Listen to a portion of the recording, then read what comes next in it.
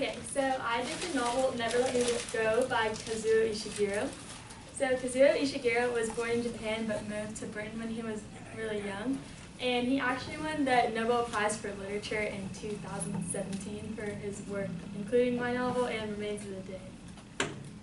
So, Never Let Me Go, there's a movie if you want to watch that instead of reading the book. But it's based on these three characters, Kathy the narrator, Ruth, and Tommy. So it focuses on this boarding school in a dystopian world in the 1980s and 90s and they go to a school called Hailsham, which is a boarding school. And at first it just looks like a normal school. They really enforce the creativity, so they're always making art that gets displayed in a gallery. And they find out, they know that there are these things called donors. In their future they're gonna have to donate their organs to save other people.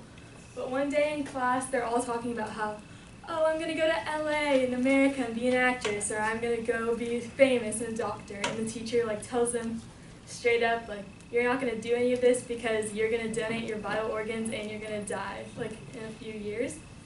So the book kind of focuses on that. So they're at the school for a little while and then they get to leave and they have some free time to themselves to discover themselves and enjoy their lives before they die. And while this is all happening, there's a love triangle between the three students. So Tommy's kind of he's really emotional all the time and crying all the time. And Kathy likes him, but Tommy falls for Ruth. And throughout the novel, it's always been Tommy and Ruth, and Kathy's just kind of there. And then in the real world, when they're in the cottages, when they're in the outside world, they're always looking for their possibles, which are the people they were cloned from, because they think that finding their possible can kind of lead them to understand more about themselves, which is a theme I'll talk about later. And then Ruth and Kathy get in this huge fight, and Kathy leaves the cottages and goes and becomes a carer, which are the people that take care of the donors. And a few years later, she actually ends up being Ruth's carer, and Ruth is donating her organs. And then the whole cycle kind of goes. Ruth dies from donating 2 vital organs. And then Tommy and Kathy hear this rumor that if you can prove that you're in love, that you can delay your donation process so you don't have to die immediately. So they go and talk to this person. They're like, we're in love now. Can we not die? And it turns out it's not true. So, yeah, they both die. It's kind of just a sad book. But, so the themes of this book are kind of what makes a human. So if you look at the book, you're going to think it's just a science fiction novel that focuses on clones and genetic engineering. But these clones are so much like a human that you kind of break it down into saying what makes a human and why these clones were not considered humans in the novel. So, people in the outside world were scared of them because, you think of clones, they're kind of scary, and a lot of things, it's clones get evil and do bad things. So it kind of breaks it down into, the key parts of making a human. The first one being identity. A lot of these clones struggle knowing who they are because they have no idea where they came from. Most of your identity is probably based on your parents and your family and your friends, but they have no idea where they came from. They're not accepted by the outside world, so they really struggle to find themselves, and they don't have a lot of time to find themselves because they barely live into their 20s.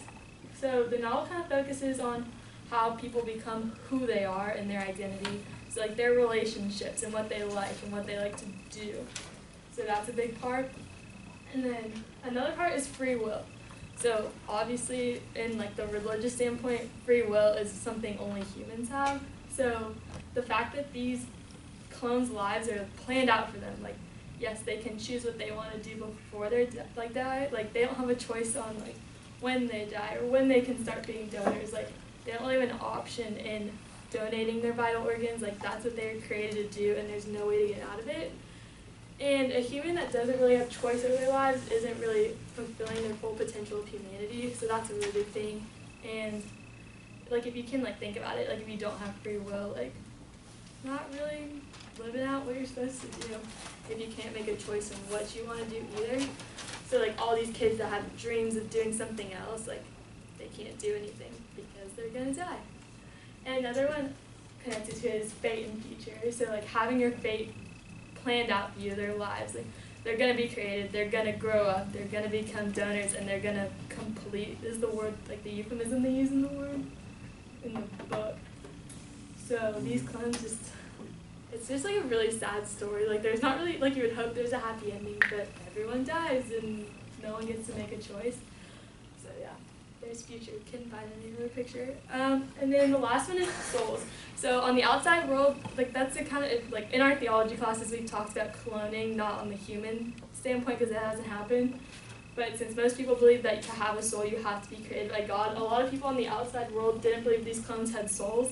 So the school tried to prove they had souls by making them make art, because art is such a big part of humanity that if you can like show a passion for creativity, it could show you're like truly part of the human race. But like you're not really a human if you don't have a soul. So the whole argument for the book is just like, it's like a way to like show humanization and figure out why humans are the way they are, using like a love story and like a cool dystopian world to try to like understand humanity.